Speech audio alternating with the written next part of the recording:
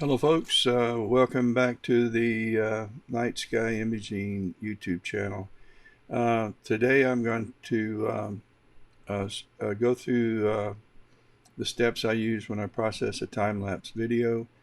I took a time-lapse of the sun yesterday, and out of 312 final SER files, video files, that I took between 9:30-ish in that neighborhood and 1:30. I was able to keep 286. Got rid of the rest. And because some of the steps, specifically Autostakkert, takes several hours to process 286 files, I can't do this live, and so a lot of pausing will go on between starting and stopping these steps, and try to make the video in as brief amount of time as possible. So with that being said, let's get started.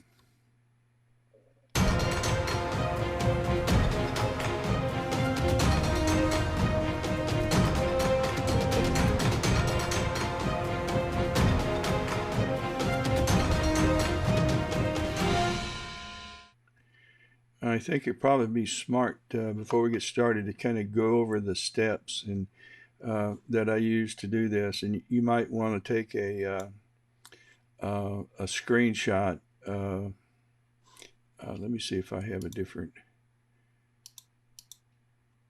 No, you might want to take a screenshot of these. But I start off in Autostakkert, and I calibrate those files using a flat frame, and I'll either take AVI or SER, and I took SER files. There's more information in an SER file, which is more helpful, I think, in planetary than it is in solar, but I'm not absolutely positive of that. And I take somewhere between 200 and 1,000, depending on scene conditions. The worse the scene is, the more I take, and I'm only going to keep 10 or 15%, maybe as high as 25% if the scene's pretty good. And so if the scene, the reason why you take a percent of a larger number is to get some of the better frames when scene is bad. So if scene is bad, I'll take 1,000, probably never more than that. And my capture rate is somewhere between 75 and 105, just depending on how comfortable I am with the gain. I'm using an ASI174 camera on a Quark Chromosphere and a 65 EDQ AT EDQ refractor. From Autostakkert, which takes the longest time. There's you might as well just go cut the grass after you start this process, and you might want to cut the grass and cut your neighbor's grass because it takes a while, and depending on how many videos you have. And then I go into ImPPG, where I apply batch sharpening. By the way, Autostakkert does their thing in a batch mode as well. It batch calibrates, it batch converts to force RGB or whatever other color space you're going to use. And when you start to colorize them, so everything's batched from here on in through the whole process. Then I'm either going to go into PixInsight or Lightroom, and I think on this group I'm going to go into Lightroom, and I'll colorize. I may do a crop, and then I will end up going back into ImPPG if necessary to run a final alignment. It depends on how much cropping I do, and so batch cropping shouldn't require another alignment, but I have noticed in times past that it was necessary. And then once I have the final alignment done, and you won't know if you need that final alignment until you run PIPP and you make your GIF file. I choose GIF over AVI and MOV because Astrobin will take a GIF file and it will not take an MOV or an AVI file. And I usually end up, if they're worth anything, putting them on Astrobin. So let's go out now, or let's not go out, but let me share my screen and let's start the processing with opening up. Let me get rid of some windows here that are going to aggravate me and you won't see. Let's open up Autostakkert, and we're going to go to our files. It's already gone to our files, and again, I've already ran Autostakkert, and I created it created a folder that holds 25%. I kept 25% of the frames. I took 500. Each of these are 500 frames long. So in order to do the batch, forget that I've already done this. I'm going to set it up so that it's like we do it again. So I'm going to go to the first frame, and then I'm going to go to the last frame and select them all, and I'm going to open every one of them in Autostakkert. It'll take it a second for the first one to load.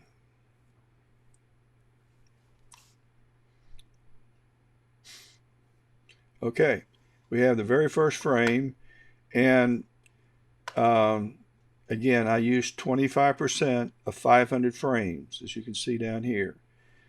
I kept surface checked, improved tracking checked, Laplace at 5, local checked, auto size checked. I want a TIFF file. I created a percentage to stack of 25%. No RGB align. It's a mono camera. Saved to the folder is checked. And when I go to color, I force the RGB. Don't pick anything else. And this will save you from having to convert your monos to RGB so you can colorize them later on in post. If you'll go to color and select any one of those, it matters not, but select one of them, then during the Autostakkert conversion of video to TIFF, while it stacks, it will also do a conversion so that you can colorize it later. Now we're going to pick a well, we're going to have to analyze, but before we do that, let's go to image calibration and let's load our master flat. And we got to go find it, and it's got to be in here somewhere. There it is. So we're going to load our master flat, and all of our junk goes away. So now we're going to analyze, and I believe I'm going to move my reference box down here and let it use those, what detail I have. I want to use that in the analyzing of this image. You can scrub through this if you want to see what you've got, but Emil Krykamp, who created this software, said that Autostakkert does that automatically, that it checks for the best frame to use as a reference automatically, and you don't have to scrub through to get the best frame, but it's nice to scrub through and see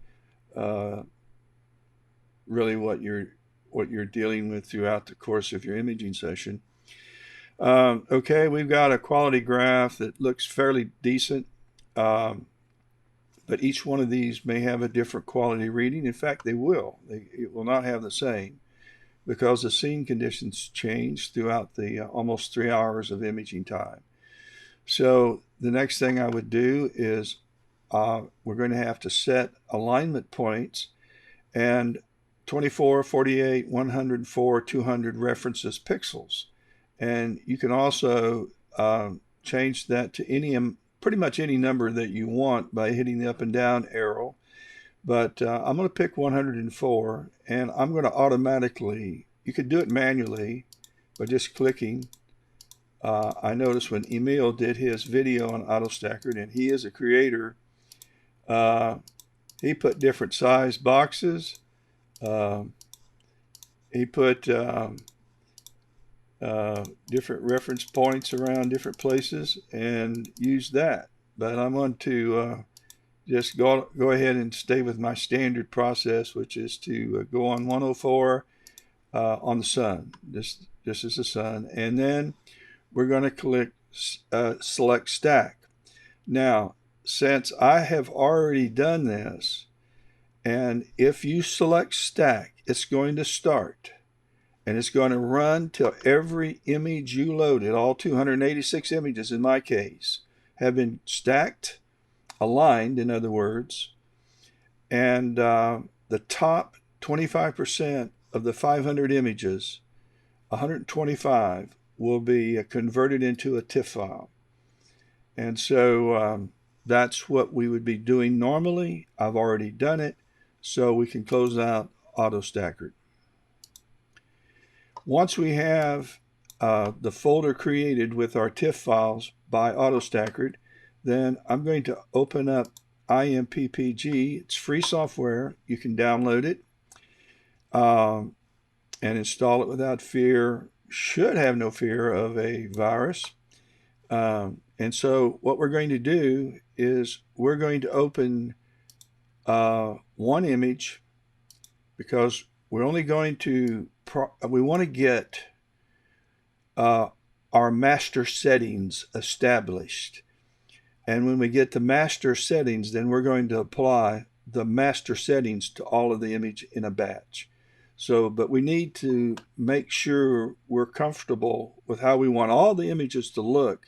So we need a master setting file. So let's go back. We're going to go to File. We're going to open one of these. And it more than fills up the frame. So we're going to reduce the size so we can see it all. Now, you have an option. You can work within this box. You can draw a different size box, or you can come up to Edit and just select everything and have no box. If you have a reasonably new computer, I'm assuming your processor can handle no box. Mine's actually an old computer, and we're going to use it anyway because it works fine. Now, I say that with a caveat. It works fine on the picture size that I have. I have another camera that's on my Scout, and it's the 533. It makes a much larger picture file, and that size does require a lot more processor work, and it takes longer to process them in Autostakkert. It takes longer to process them here. So you may find it doesn't run as quickly, particularly if you have a, depending on your camera. But my camera does this reasonably well. So there's two ways that I can approach processing the curves, and I do the curves first. Do I want a black sky with the problems coming out, or do I want a white sky showing the problems? And so let's go with the white sky first. That's my standard and probably my preferred way of doing this. In order to do that, I'm going to go up on this curve to about right here and make an anchor point. And the reason why I stopped here, this histogram starts going down, and then it starts going over this way. It's about right here where it stops its rapid deceleration down. It's about right there. So what I'm going to do is I'm going to drag this up to there. And bingo, I have my problems. I also have a white sky. And unlike inversion, and inversion will keep your black sky and you'll have white problems, but your sunspots will be white. Everything is inverted. What's dark will be bright, what's bright will be dark, and I don't like that. And it's just my preference, in each to their own. You might like that look better, and so process it that way. But I don't like it that way, and I haven't. And so this is kind of where I would go. So I will probably try to work on my sky a little more. And then I'll juggle this to better. I'll juggle this to better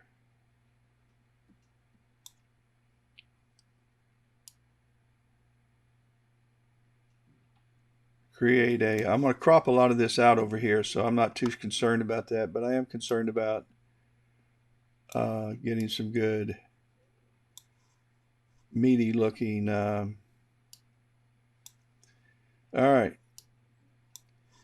And then I would move my Sigma over.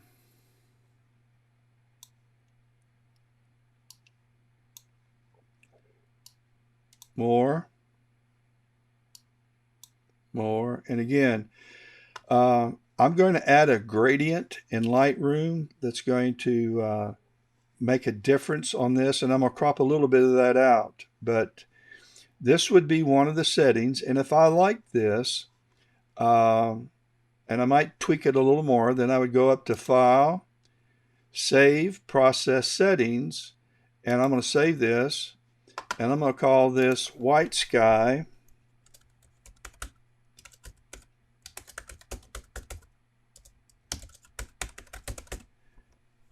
And I'm going to put the date of 6/19/22 is when I took it yesterday. And then I'm going to reset it. And we're going to take a look at this a little differently. And this time, I'm going to make this curves box just a little bit bigger. And instead of pulling it up, I'm going to put an anchor point about there. I'm going to pull it down. I'm going to bring this up.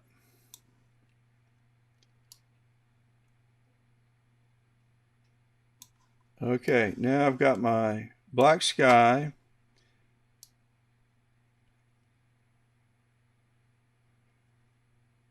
And I'm starting to get my proms.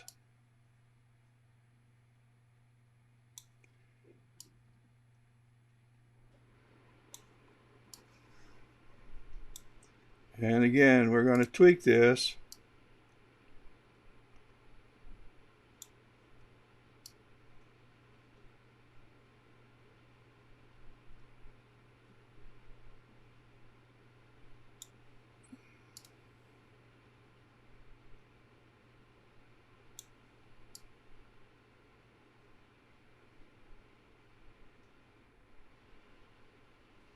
Until you get what you like. And so let's, we're at 26. Let's run this up. Oh, I've gone too far. I see another, yeah, gone too far. Let's bring it down some. I see another line underneath this bright rim cover is a artifact being created. I'm going to add a little sharpening. I don't hardly touch on that, but I'm going to add a little sharpening and bring the decon down to about 23.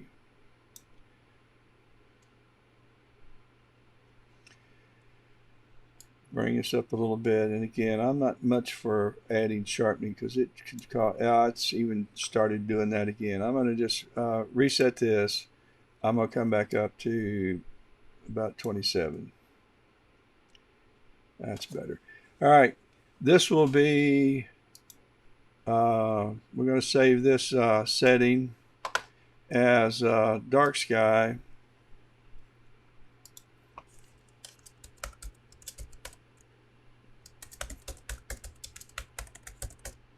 Just in case I decide I want to do both. But yesterday, when I actually did a run through on this, I created another curve, and I think I'm going to use that. So I'm going to load that process setting. Instead of the dark sky or the white sky, this is what I did yesterday. Let's see if I like that better. So that's what I picked yesterday. And I don't know if I like it any better or not. I think I want to raise that up a little bit.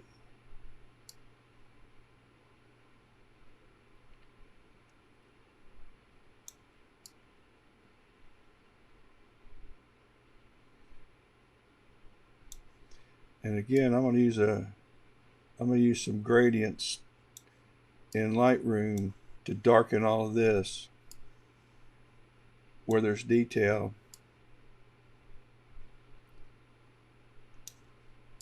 Keep an eye on my primes. And it depends on whether you want some orange sky glow or not, whether you move this top and over or you want more black. And I think you get a little more prom. I think I am going to change that when some.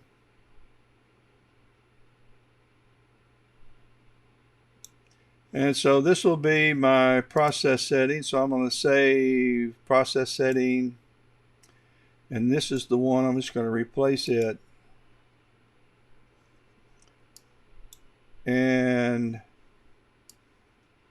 I may add a little more deconvolution. I'm getting by with it. My surface looks good. This is the one I'm going to use for sure. So I'm going to go up to File, Save Process Settings, and we're going to save those. Now, I've already processed this, but I like this so much better, I'm going to process it again and put this video on pause while it does that. So, wait a minute. There's no need to do that. I'll do that later. I'll go ahead and take the ones so we can get through this quickly without having to wait things out. Here's what we're going to do. We're going to go to File, Batch Processing, and I'm going to add my 25% files, and I'm going to add all of them. So we're getting ready to apply the sharpening and the reveal of the proms. We're getting ready to do that now in ImPPG.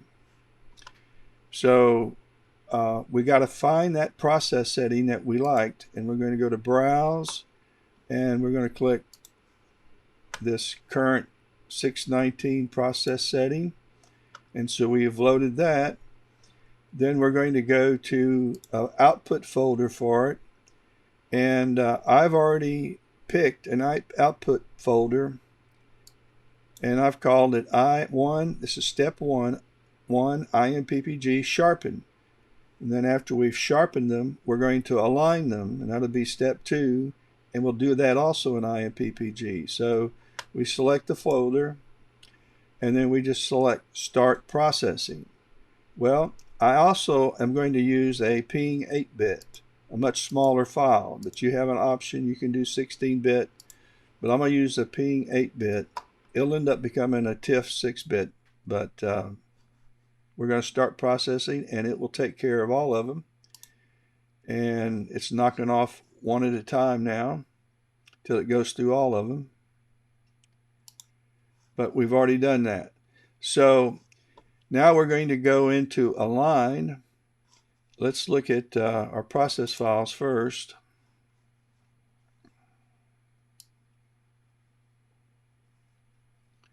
Find them down here.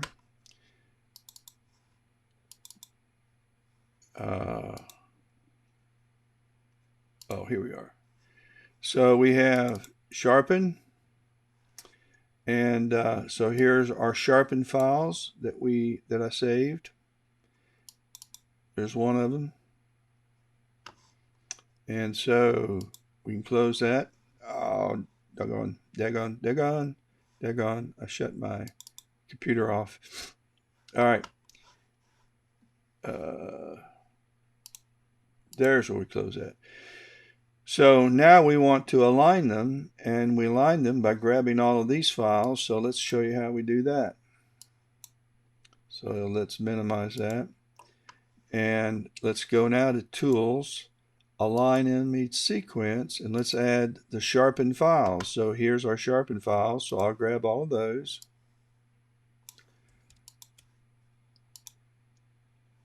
And you want to have subpixel alignment. You don't want them to build a box. If they have to crop some, it has to crop some to align them. But if they're way out of alignment, then you'll have more of a crop in order to put one on top of each other. That's why I babysit these mounts, and when my mount starts to vary off of a reference point, I'm putting it back so that there will be a minimal of loss of image due to cropping when I align. You want to stabilize on the high contrast features. This is better for sunspots, filaments, and prominences.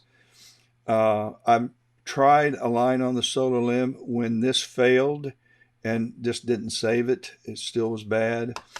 And so, and my fails are usually due to doing a time lapse and walking away and coming back every 15 or 20 minutes and moving them out back to the reference point. But it involves so much. It's just so difficult for the software to do it that it can't even crop enough. All right, then we pick a output folder, and the folder we're going to pick is going to be the ImPPG will be the output folder, align, and then we start processing, and it will start the alignment process. We're going to cancel because we've already done it. Now we can get out of this, and it's time to open up PIPP. And we don't need to open it up twice, but we're going to create our GIF movie now. And so to do that, you add your image files, and we're going to go again.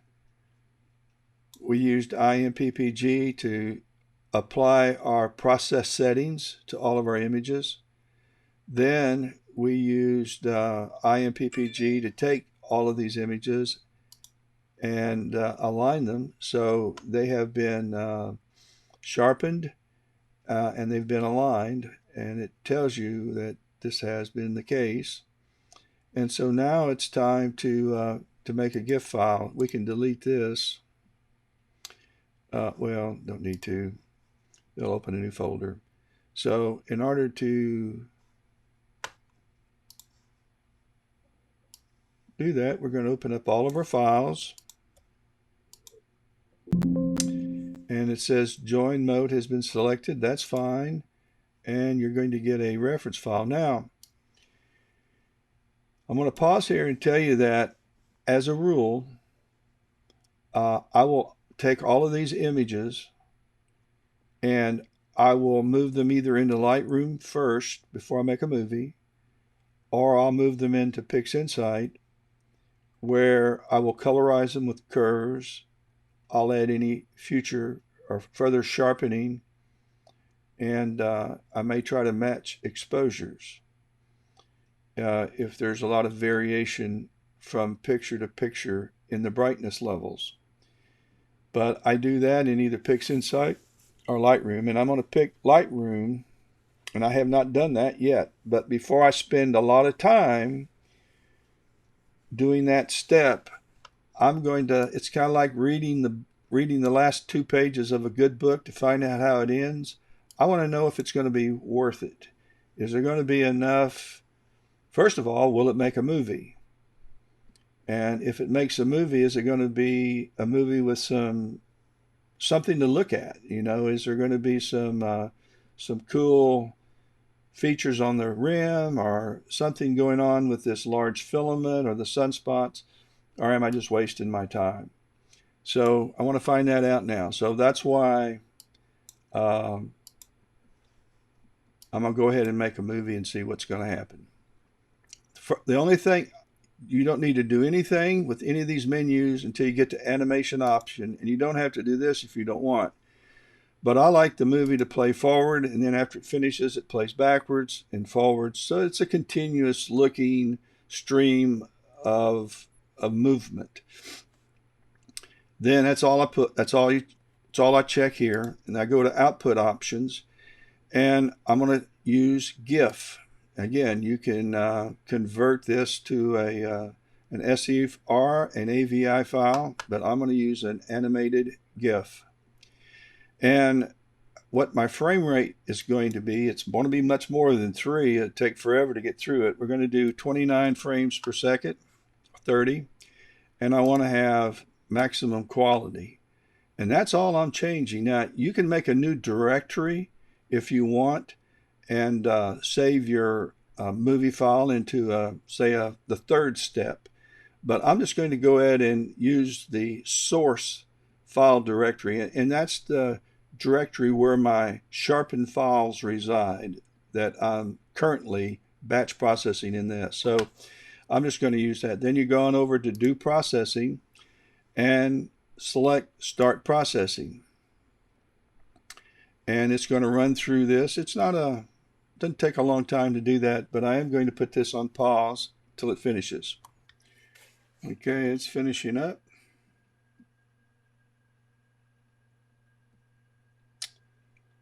And voila. So here's our movie. It opens it up for you. And let's see what's going on.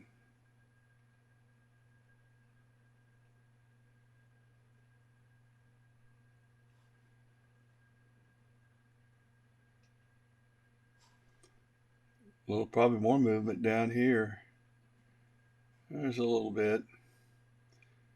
It's got to run a couple times for it to speed up. There isn't a whole lot going on, and I've got some luminosity changes that are frustrating me.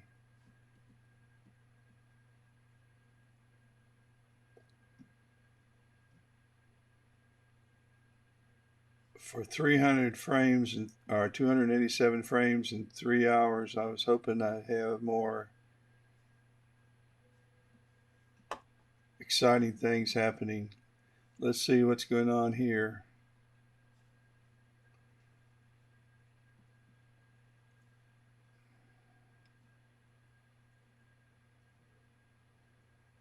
There isn't much going on. There really isn't much going on in the whole GIF file.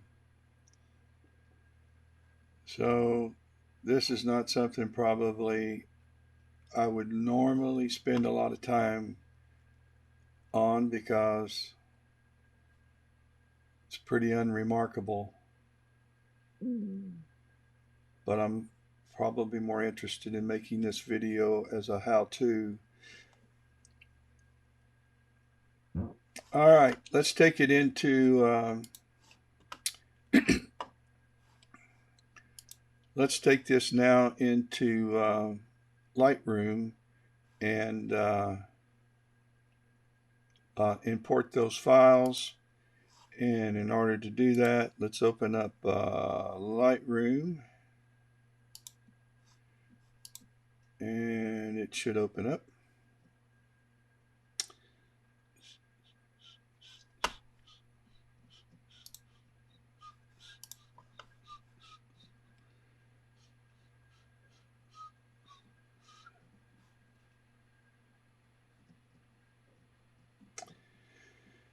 Okay, this was from another time lapse, and so we need to go over here and let me close down some of these folders and go find our files. I need to find the, let's see. And we're going to go to import, and we need the Astro drive, and we need 2022 June solar sunspot, and here they are. So here are the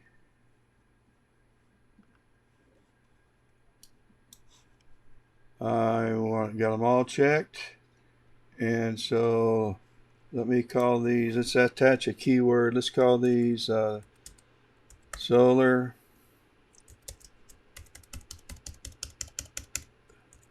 time lapse sun. I want to search these. That's good. and import. So this will take a second. We'll pause until they're all in. Okay, it's finished loading them, so we're going to go into the develop mode. And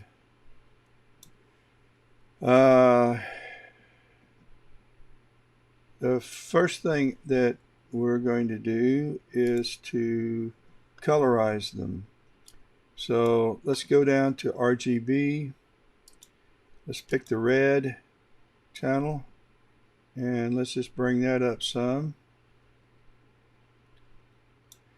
Then let's go to the green channel. Sorry, let's do the blue channel next. And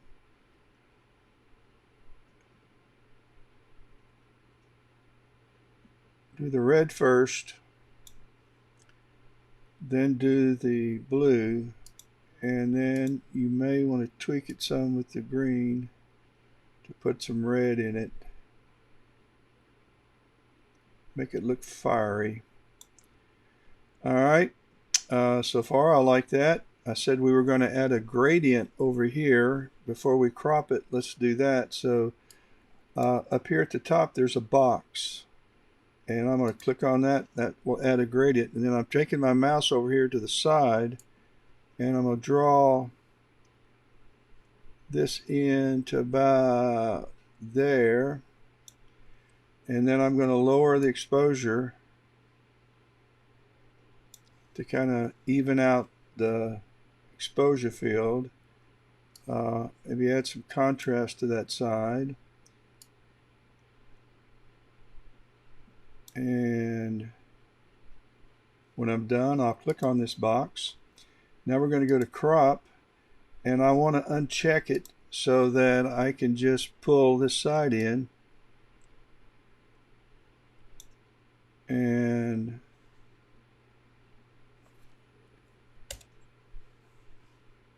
I'm going to go back to crop, make sure it's checked from now on.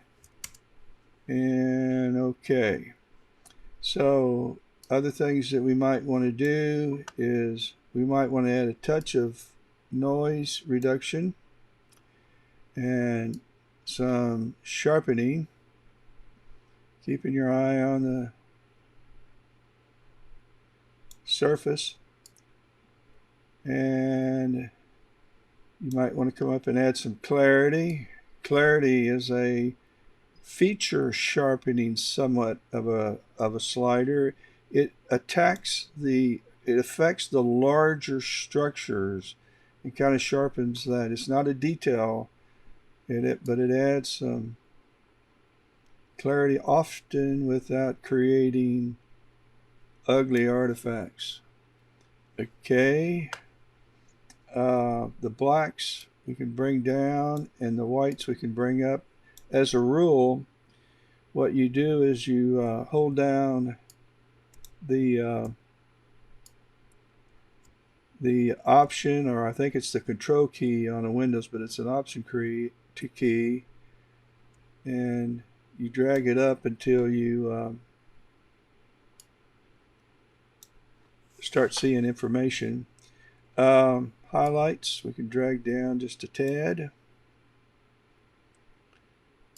Contrast we can bring up just a tad.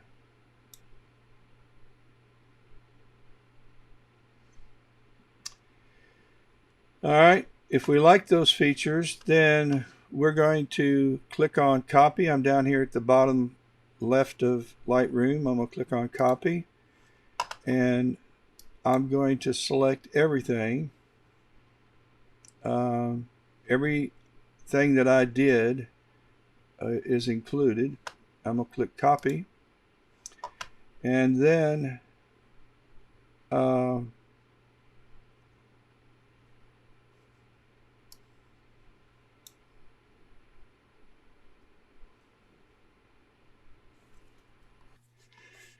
okay, I'm still thinking. I'm going to take my brush right up here and click on it. I'm going to raise the exposure a little bit, and I'm just going to double click here, which resets everything. But I'm going to raise my exposure, and I'm going to use my brackets to make my brush bigger. And I'm going to kind of lighten this up some, because this got darkened, and so let's brighten it up a little more. Let's make my brush smaller. Actually, there's no detail to brighten. Let's add the clarity there. There's just not a whole lot I can do there. Alright, forget the brush. If this had some really good movement and was worth working on, what I'd probably end up doing would be redo this. So that I pay attention to not making this feature right up here too dark. But at any rate, let's suppose this is what we're going to put into our time-lapse final movie. Let's click on this and make this our reference, and we're going to slide all the way to the end, and I'm going to shift and select all. So we now have all the images. So let's sync all of this information and make them all the same. And again, we're going to select everything, and let's synchronize. It's going to take a few minutes, but every one of these things will be converted.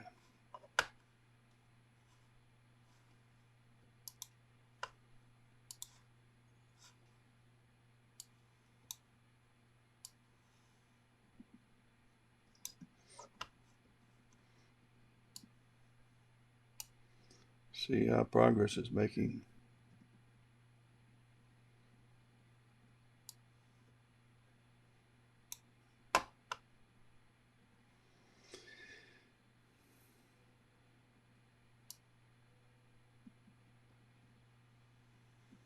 That's a lot of processing going on to apply every one of the settings that I just made.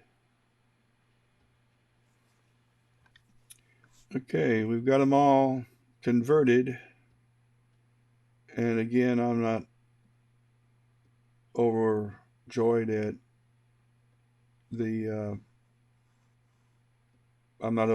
what we've got, but that's okay. Now what we're going to do is we've got them all selected. You can either go right click, export, and come up here and click export, or you can go back to the library and you can select them all and use your export key here. And we're going to choose a folder for them. And we're back in Astro 4. We're going to go to June. We've got the sunspot, and we're going to go a new folder, and this is going to be 3. Lightroom, color, and sharpen. We did more crop, and so we're going to create that. And so this will be our folder, and we're going to change the name now to Sun Time Lapse. Let's make this a JPEG. Let's keep a good quality. Let's make it 300 PPI. We don't want to sharpen for the web.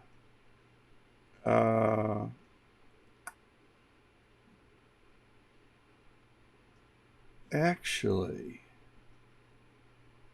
never mind. I'm not going to add a watermark. And so let's export. And you're going to see a progress bar in a minute. Here you got one.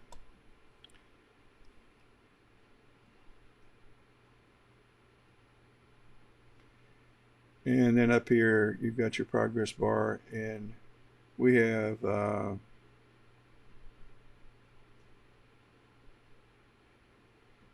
bunch of files to export.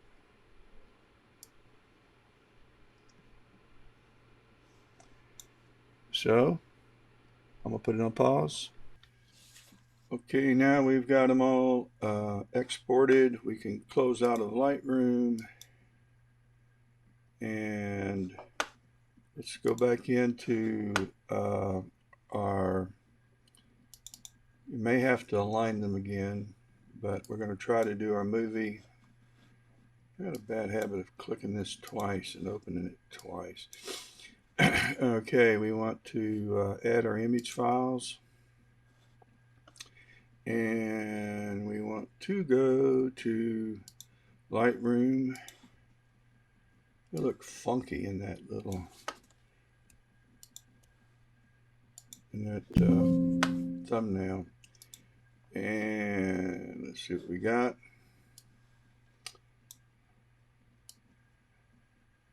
There's our overprocessed sun, and we don't need that. So we're going to go to animation, play all frames in reverse order after forward play. We're going to select animated, and let's go 30. Quality is going to be maximum, and we're going to go to do processing, and let's see what we come up with. I'll take 2 to 3 minutes, so I'm going to pause while this finishes its work. Okay, it just finished, and let's check it and see what happens.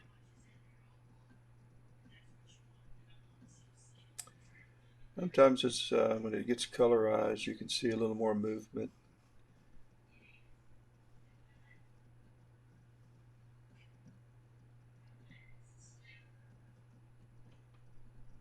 But for the most part, it's very unremarkable and overprocessed. One thing I want to make a correction on, though, is it took longer than normal for this to process, and it's a large GIF file. I wasn't thinking straight. When you're in Lightroom and you go to export, right click, export,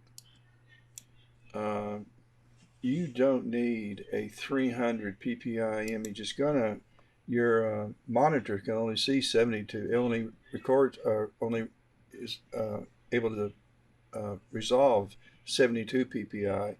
This is for printing. So and I'm so in the habit of printing what I do. So just click on 72 and resize. You don't really even need maybe for a GIF file, maybe 1200 pixels wide. That's just plenty, and the quality can be somewhere around 70. And this will produce a video. You won't tell the difference. It just will go so much faster. It's a much smaller file. It'll download faster on Astrobin.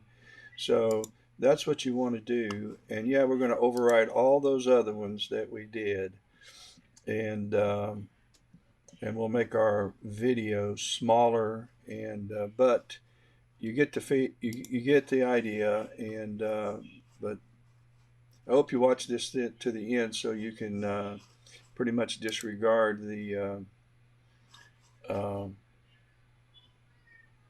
original settings that I used in Lightroom. So there just wasn't a lot going on. If you focus on this prom, you see some slight movement. If you look in here, you can see some slight plasma movement. But that's pretty much it, folks. All right. Until we meet again, have clear skies and good imaging.